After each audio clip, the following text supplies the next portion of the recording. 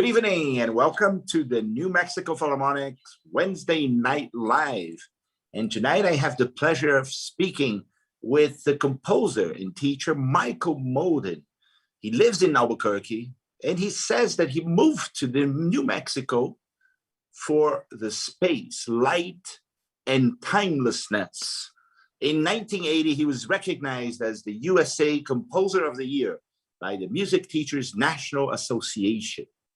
We will begin our show by watching a wonderful video performed by the Texas All-State High School Philharmonic. And the name of the piece by Michael Mauldin is Dawn at San Juan Mesa. Let's watch that.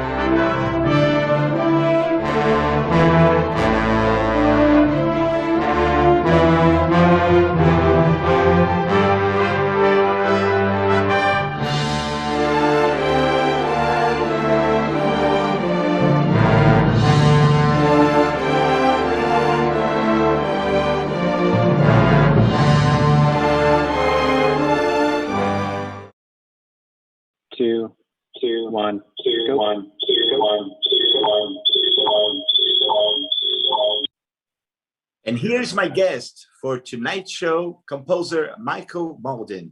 Good evening, Michael. Hi, Roberto. How are you? I'm doing great. It's a pleasure to have you in our show. Well, thank you. It's good to be here.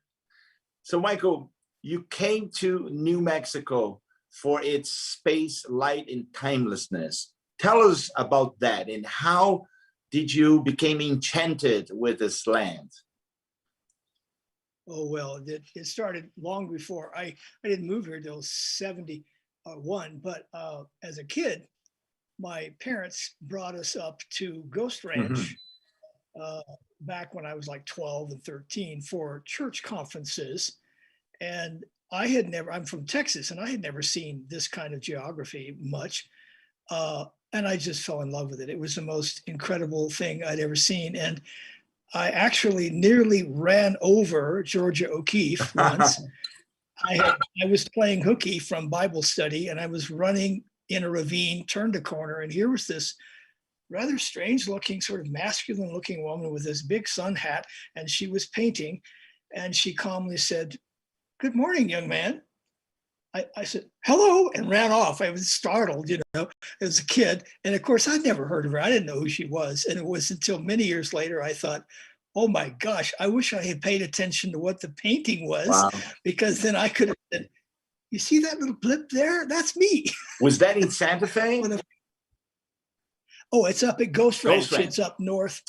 I Yeah. see. Mhm. Well, what a Her place. privilege. What a privilege. Well, I mean, I didn't, of course, know who it was, but that's all right. I just fell in love with Ghost Ranch. So later, when I had finished school at various colleges, I said, where do I want to live? And I said, I've always loved New Mexico. So I moved here with no plan, no job, nothing, but I was happy. So you were born in Texas and you went to school in Texas. How was that? How was the early part of your life? Well, it was fine. I was very fortunate when I lived in Dallas, and I was about that age when I was about 12. Donald Johannes, who was the conductor at the time of the Dallas Symphony and later went on to Honolulu, was in my father's church. He was a minister, and he said, Pastor, we'd like to use some of your empty Sunday school rooms for our auditions, and then we don't have to pay the convention center for those rooms. So they did that, and I snuck around and listened next door to all these wonderful players. And when it was over, so kind to me. He didn't treat me like a dumb little kid. He talked to me like a fellow musician and told me all about the wonderful new things that were being written at that time. So I was so lucky to end. He actually gave me tickets. He was a Sibelius nut. And every time the Dallas Symphony would play something that it was not the premiere, but it was fairly new that we hadn't all heard. So I got to get in and hear some of the first performances of Sibelius in this country, the later symphonies. And then later I went to Amarillo, which is quite different culturally. And, but I was so fortunate. I can't believe my good fortune. And the piece we just heard, Dawn at San Juan Mesa, which is such a lovely piece, really beautifully performed. Tell us about this piece. Well, it was a commission from the Youth Symphony for their 40th, I believe, actually for the Junior Symphony at that time, the mid-school age. And my younger son played timpani in it, so the little joke is that I gave him a flashy part. Of course. No, I named it that because of a place up in the Jemez Mountains. San Juan Mesa is a beautiful place. There is a largely unexcavated Anasazi city sitting on the top of a huge mesa with a big valley on either side. And it's just magical. And when I had camped there and seen the sunrise, the way the sun hit at the tops of the trees, and then as it cleared the mountain on the other side of the canyon, would climb down the trees to the ruins. And it was just so magical. And so that's what inspired it.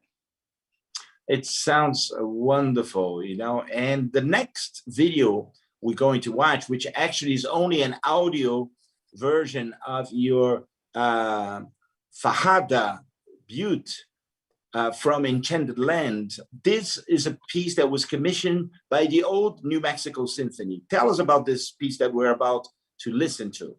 Well, of course, it's about a 15-minute work, so I think we're just going to hear a brief clip. But Yoshimi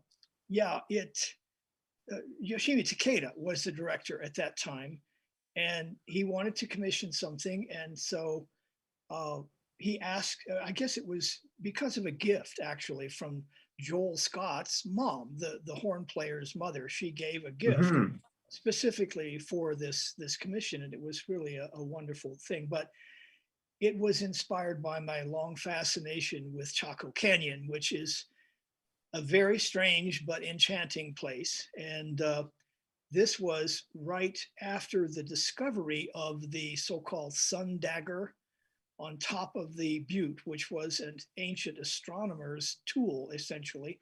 And to this day, or at least until we went up there too much and moved the slabs accidentally, it for 1,000 years has accurately marked the summer solstice, the winter solstice, the autumnal equinox, the spring equinox, and even the 19-year lunar cycle.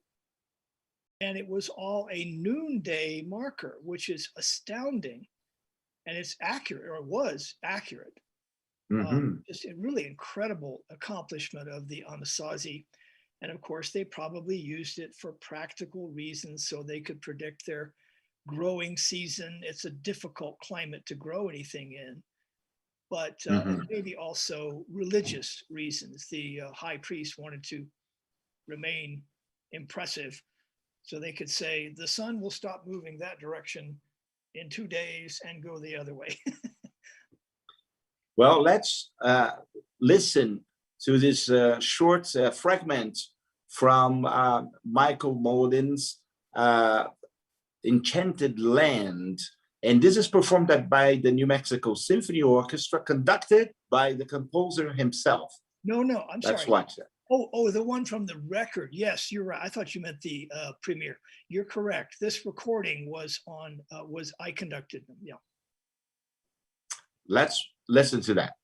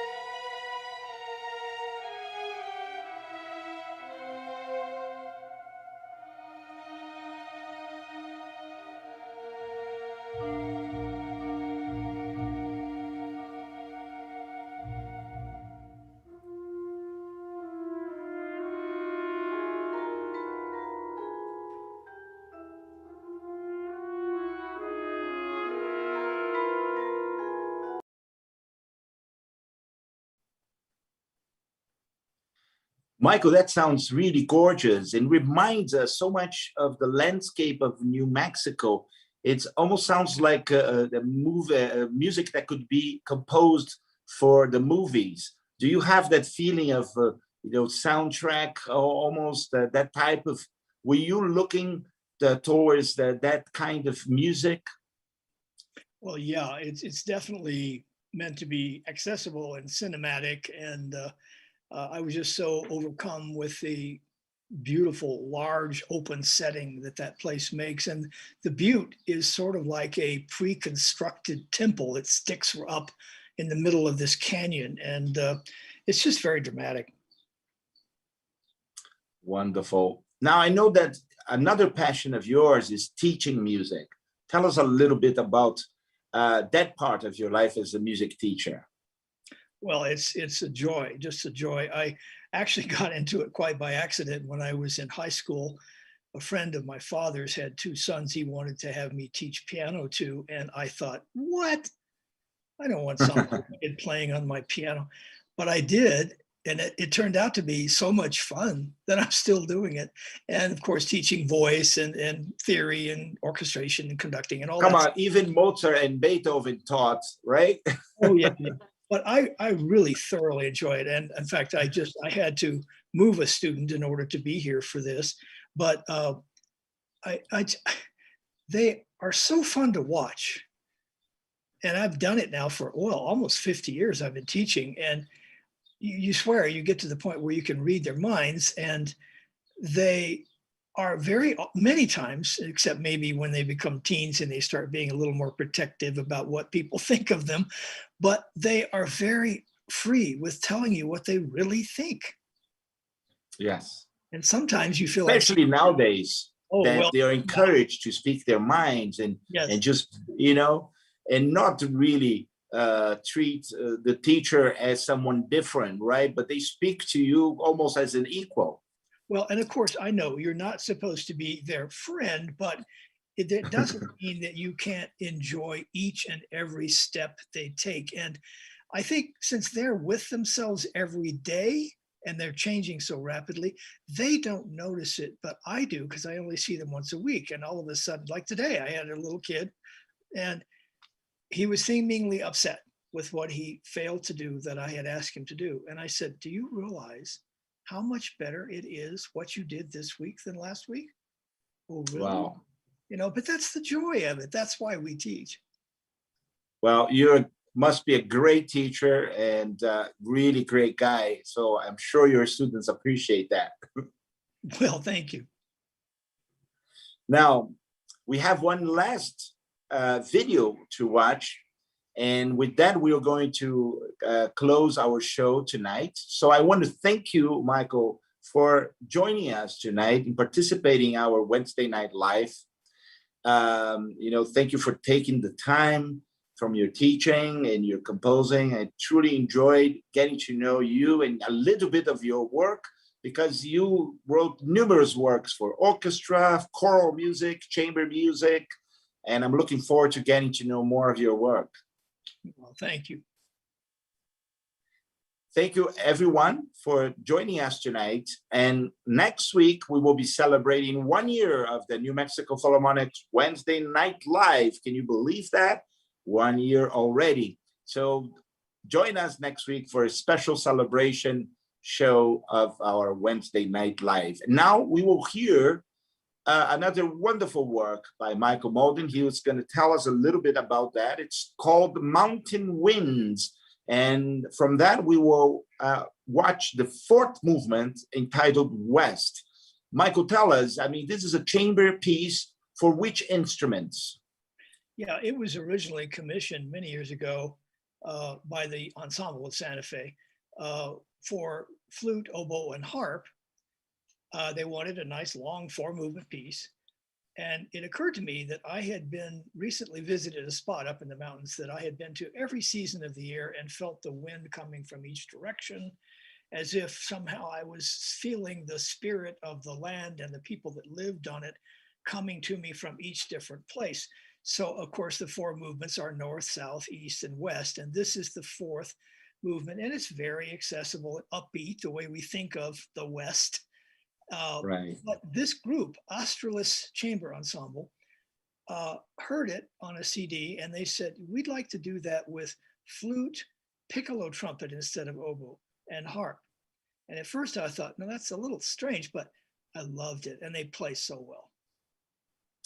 Wonderful. Well, let's enjoy Michael Mauldin's Mountain Winds. And this is the 4th movement, West, for flute, piccolo trumpet, and harp. And with that, I will say good night to everyone. And remember, stay safe, stay healthy, and we will see you next week. Good night, everyone. Good night, Michael. Good night.